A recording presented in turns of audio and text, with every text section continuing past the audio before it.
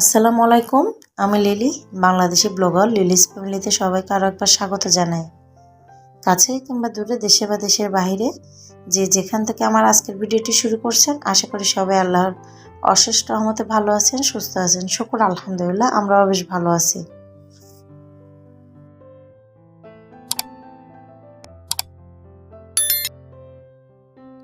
কিছু বাজার আনা হয়েছিল, মানে কিছু শসা আর কাঁচামরিচ নিয়ে এসেছিল গতকালকে রাতে আপনাদের ভাইয়া। তো রাতে তাড়াহুড়ো করে একদমই সময় ছিল না, আর ভাবছিলাম যে থাক সকালে উঠে খুলবো। তো সকালে উঠে যখন খুলতে গেছি, দেখেন বেশি অর্ধেক শশাই কিন্তু এখানে পচে গেছে। প্রায় 1 কেজির মতো শশা এরকম নষ্ট হয়ে গেছে। তো এক রাতে যে এভাবে নষ্ট হয়ে যাবে ঠিক বুঝতে পারি নাই, তাহলে কিন্তু রাতেই বের করে রাখতাম। যাই হোক, শশাগুলো দেখে বেছে বেছে পরিষ্কার করে নিচ্ছি। যেগুলো নষ্ট বা একটু নরম নরম ভাব হয়ে আসছে, ওগুলো আলাদা করে নিয়ে ফেলে দিচ্ছি, আর যেগুলো ঠিক আছে সেগুলো আলাদা করে ফ্রিজে রেখে দিব। আর এই যে কিছু কাঁচামরিচ নিয়ে আসছে, কাঁচামরিচ থেকে অনেকটা সস্তা হয়ে গেছে। তো সেই জন্য 1 কেজি এনে রাখছে। আমার বাসায় এত বেশি খাওয়া হয় না, তো 1 কেজি এনে রাখছে, মাঝে মধ্যে যখন খাই বা লাগে তখন ইউজ করা যাবে। কিছু ডাল ব্লেন্ড করে নিয়েছি, যেগুলো চূড়ানো বা গুঁড়ি করা পেঁয়াজুর ডাল ছিল, ওগুলো একদম শেষ পর্যায়ে। আর এখনও যেহেতু 2-3 দিন রয়ে গেছিলো, তো সেই জন্য আরও কিছু ডাল ভিজাই তারপরে ব্লেন্ড করে নিছি। এগুলো দিয়ে যেগুলো গুঁড়ি আছে ওগুলো মিক্স করে দিয়ে পেঁয়াজু রেডি করে নেব। এখন গিয়ে গুঁড়ি করার জন্য রেডি করতে গেলে ধোয়া শুকানো অনেকটা লম্বা প্রসেসিংয়ের কাজ ছিল। তো যার কারণে 2-3 দিন যেহেতু আছে, সেই লম্বা প্রসেসিংয়ে না যেয়ে শর্টকাটভাবে রেডি করে নিছি। আমার আজকের ভিডিও শুরুতেই বলে দিতে চাই, প্রিয় আপুরা অনেকেই আছেন, আপু ভাইয়া বা আঙ্কেল আন্টি যারাই দেখেন না কেন আমার ভিডিওটা, ক্লিক করে দেখার সময় প্লিজ ছোট্ট একটা লাইক দিয়ে ভিডিওটি কন্টিনিউ করবেন। আপনি যদি আমার চ্যানেলে নতুন হয়ে থাকেন, তাহলে আমার চ্যানেলটা সাবস্ক্রাইব করে নেবেন। পাশে থাকা অল অপশনটি চালু করে দিবেন, যে কোনো সময় আমি নতুন ভিডিও আপলোড দিলে নোটিফিকেশন পৌঁছে যাবে আপনার কাছে। আপনি আপনার মূল্যবান সময় এবং সুযোগ বের করে আমার ভিডিওটি দেখে নিতে পারেন। ভিডিও শুরুতে কথাগুলো বলার মানে এটা যে অনেকে ভিডিও দেখে তবে লাইক দিতে ভুলে যায়। সেই সব আপু ভাইদের উদ্দেশ্য মনে করিয়ে দেওয়ার উদ্দেশ্যে কথাটা বলা। আর আমার ভিডিওগুলো যদি ভালো লেগে থাকে, প্লিজ পাশে থেকে যাবেন। তো এই যে কুটাকাটার কাজ সেরে নিছি, আর তারপর কিছু নুডলস সিদ্ধ করে নিছি, এগুলো রান্না করে নিব। দেখা যায় সবসময় সব কিছু বড় করে শেয়ার করতে গেলে আপনাদেরও সময়ের ব্যাপার স্যাপার আছে, আর আমারও গিয়ে এই যে ভিডিওটা বড় হয়ে যাওয়ার কারণে আপনাদের যে দেখার একটু সমস্যা হয়ে যায়, সেই জন্য দেখা যায় ভিউজ একদমই কম আসে। সেই জন্য চেষ্টা করি যে যতটুকু সম্ভব ছোট করে আপনাদের সাথে শেয়ার করার। নুডলসগুলো রান্না করে নিছি, তারপরে এখানে কিছু আলু, টমেটো বা মশলা দিয়ে কিছু মশলা কষা নিছি। এখানে গিয়ে আমি চানা বুট রান্না করব, আর চানা বুটটা কিন্তু আমি আলু দিয়ে তারপরে রান্না করি। এভাবে রান্না করলে কিন্তু বেশ ভালো লাগে, আপনাদের ভাইয়া খুব পছন্দ করে। তো আমি সবসময় এভাবে আলু টমেটো দিয়ে চানা বুট ভুনা করে নিই।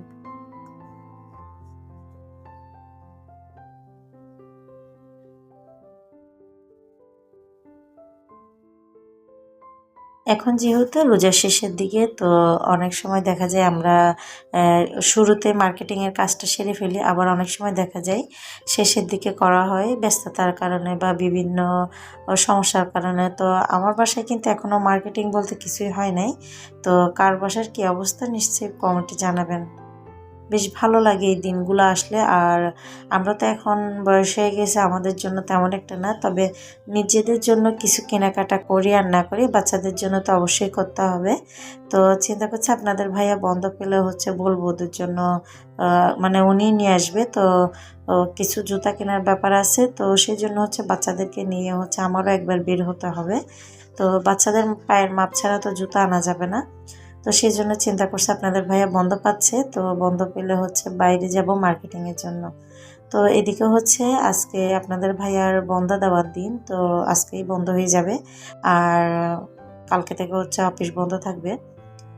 এদিকে কিছু লাউ শাক গত ভিডিওতে আমি আপনাদের সাথে শেয়ার করছিলাম, তো লাউ শাকগুলো রান্না করা হয় নাই। তো সেই কুটে রেখে দিছিলাম। আর সেই লাউ শাকগুলো হচ্ছে আজকে একটা বড় রুই মাছের মাথা দিয়ে তারপর হচ্ছে রান্না করে নিছি। ওভাবে হচ্ছে আমার আম্মা রান্না করতেন। আমার বিয়ের আগে যখন আমরা মানে আমার ফ্যামিলির সাথে থাকতাম আমি, তখন হচ্ছে আমার আম্মা লাউয়ের শাক হচ্ছে রুই মাছের মাথা দিয়ে চিংড়ি মাছ দিয়ে খুব সুন্দরভাবে রান্না করতেন। আর এত বেশি ভালো লাগতো আর এত বেশি মজা লাগতো। ওই সময় দেখা যেত কি আমি রান্না করার সাথে সাথে দেখা যেত আমি একটা বাটি নিয়ে বসে যেতাম। লাউ শাকটা কিন্তু আমার খুব খুব পছন্দের একটা খাবার। তো বসে হচ্ছে মানে ভাত টাত খাওয়া ছাড়া শুধু লাউ শাক বাটিতে নিয়ে খেতে থাকতাম। তো আমিও আজকে ট্রাই করছি আমার মায়ের মতো করে রান্নার। তো জানি না কতটুকু ভালো হবে বা মন্দ হবে। আশা করছি ইনশাল্লাহ ভালোই হবে, খারাপ হবে না। কারণ আমি তো আমার মায়ের সন্তান।